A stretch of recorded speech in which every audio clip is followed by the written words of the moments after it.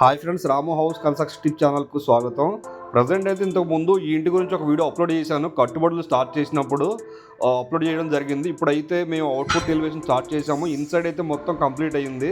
సరే ఫ్రెండ్స్, ఒక్కసారి మనం లోనికి వెళ్ళి విజిట్ చేద్దాం. అసలు వర్క్ అనేది ఎలా ఉంది ఏంటి అనేది. ఓకేనా?